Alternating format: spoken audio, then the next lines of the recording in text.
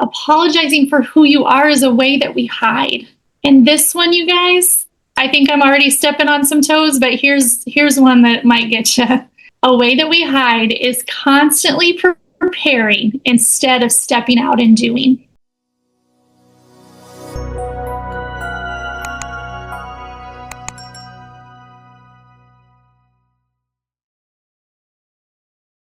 And one thing I really noticed is how much better it is when you're in a community and when you're doing this with somebody else and you're not alone in it.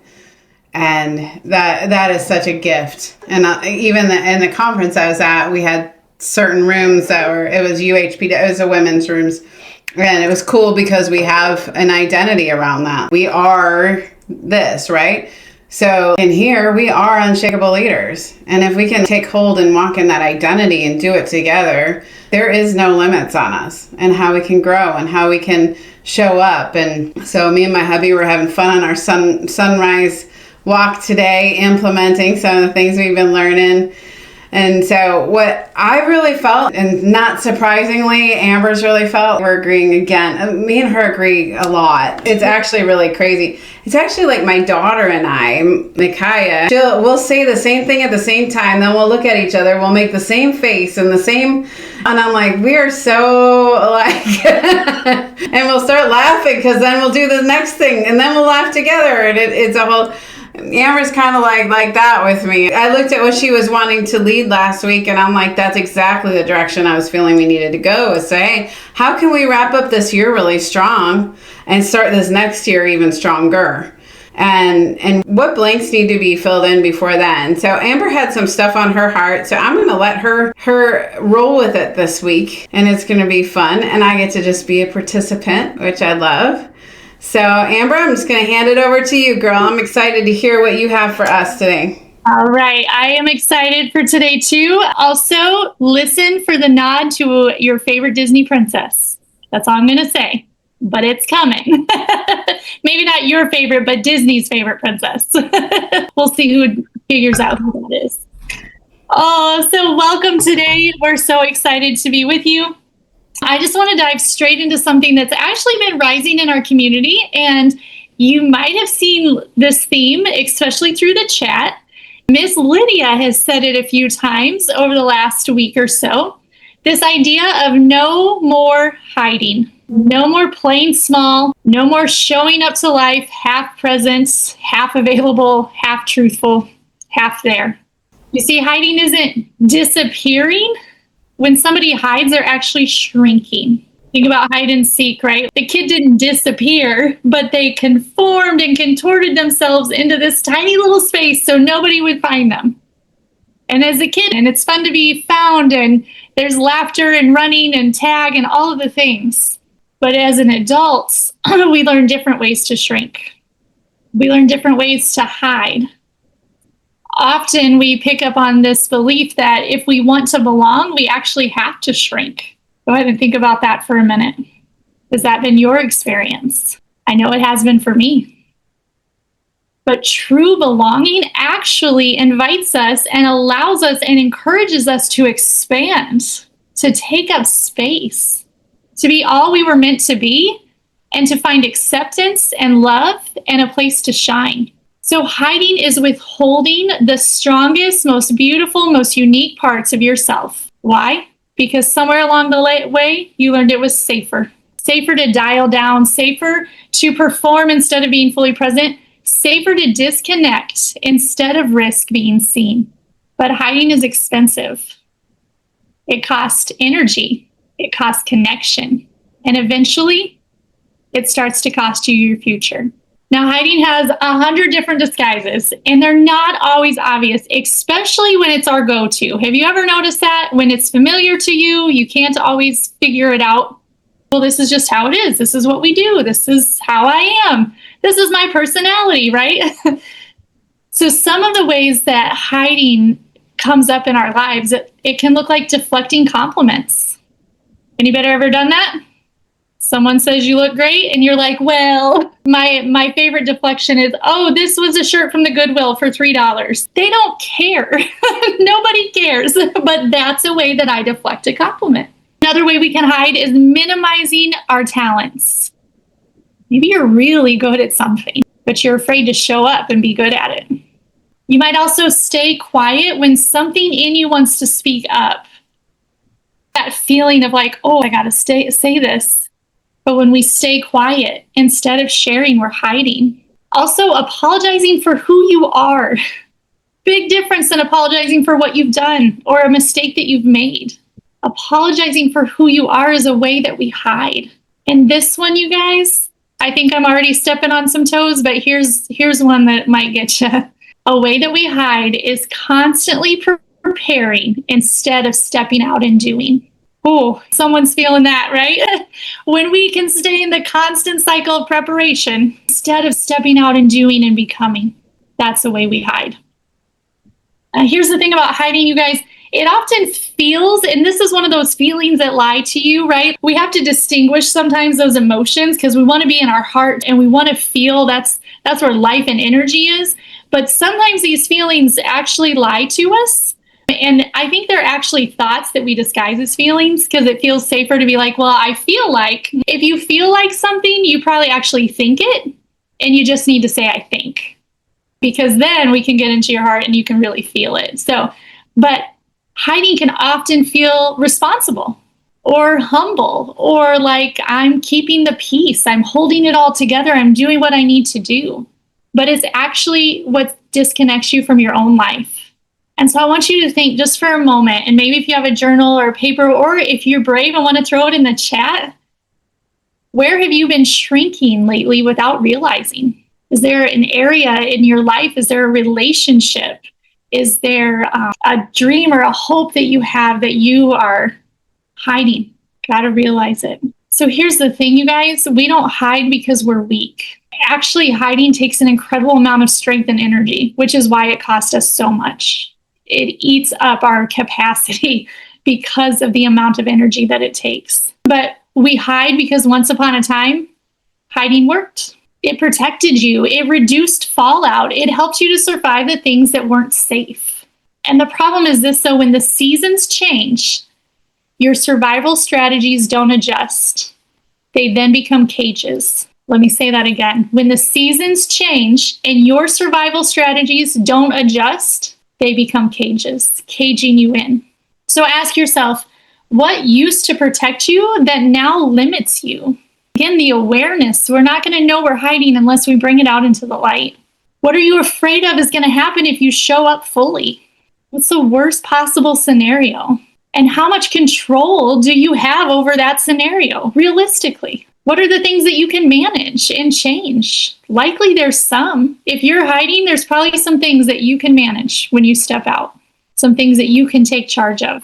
So I want to share a moment that I had last week. It was actually a fun moment. I was in the bathroom getting ready, doing my hair and makeup, and I was just getting into this place of gratitude. So I'm grounding myself, thinking about things that I'm thankful for, showing up fully, and I catch my reflection. I catch my reflection in the mirror. And out of nowhere, in my head, I hear, "Do you want to build a snowman?"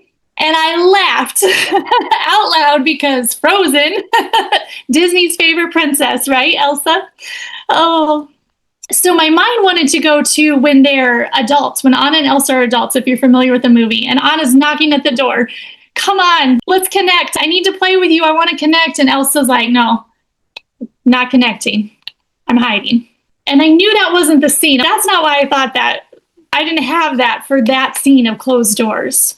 And so I had to go back. It's been a few years since I've seen the movie. I had to go back in my memory bank and think about what happened the first time Anna knocked on Elsa's door and said, "Hey, do you want to build a snowman?" Elsa used her magic as when they were kids to create fun and excitement. And Anna, during that whole scene, and this is what stood out and hit my heart deeply, Anna played full out. She's not calculating anything. She's not worried about how she looks. She's fully in. And because she's fully in, both of them benefit from the moment. And then what happens? Elsa accidentally hurts her sister, and everything shifts. And suddenly the message becomes, "Elsa, conceal it. Don't feel it. Close the door. Hide the part of you that could cause damage. Hide the part of you that's too much. Hide the part of you that nobody understands or knows what to do with. Shrink, Elsa. Put the gloves on and shrink. And honestly, most of us absorbed a very similar message at some point in our life. So right before the snowman moment, I told you I was getting into this place of gratitude. So what I was remembering in my gratitude was what it feels like to hike alone. Now, I know Dan and Rebecca hike together, and I love that. I have to have solo hikes in my life. There is something about it that lights me up. There's a peace, there's freedom to explore, to go at my own pace. And it's a way that I actually like spending time with myself out in nature. You guys, if you see me on the trail sometime, earbuds in, jamming, you could probably hear me singing. I'm not afraid of wildlife coming because I'm blurting songs out on the trail, or I'm dancing like a goofball, right? It's just this place of like, And so I'm in this gratitude moment of these hikes when I hear this knock on the door, hey, do you want to build a snowman? And I'm thinking about all of this. The thing about the hikes is there's no shrinking. There's no performing. There's no hiding. For me out there, it's just presence. It's just me, unfiltered and grounded. So when the snowman thought came, it felt like this invitation. Will you play full out again, Amber? Will you stop concealing and actually feel? Will you open the door you closed a long time ago? Will you let the world experience what you carry? Hiding doesn't dissolve because we intellectually understand it. I can't give you information today and you're going to be like, I'm never hiding again. It actually dissolves through practice. It's the implementation, right? So we have to have that awareness so we can apply it. And then we have to consistently choose visibility. We have to choose presence. We have to choose to stop negotiating with fear. This is the season, you guys have said it from your own mouths, this is the season for showing up, for real. So I want you to consider, what doors have you kept closed? What version of you is waiting behind that door? And where is life inviting you to play full out again?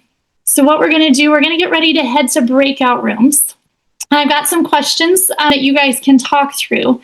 And we're going to bring you back a little bit early because I have a closing activation today. A little bit of quieting, a little bit of grounding, a little bit of let's get this from our head into our heart. So we'll be coming back a little bit early, and then we should have some time for share. But let me grab some questions. And I know this resonates because we're unshakable leaders, and we're becoming, and we are, and the temptation to hide can be really strong.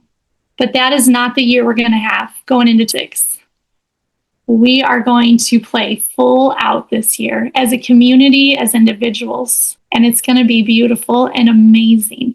So I have some questions in the chat that can help you as you talk through this with your breakout rooms. And remember, when you're in your breakout rooms, no hiding. Say the thing you need to say. Say it. This is a safe place. So share it out loud. And let's practice right now, right? Well, I wanted to bring you back for a little activation, a little quieting, grounding moment, and then we should have some time. We wanted to leave time for some shares at the end. So this is just going to be a moment where your body gets to catch up with what your mind just learned and what you just discussed and talked about in your breakout groups. So I'm going to encourage you to get comfortable. Go ahead and place both feet on the floor.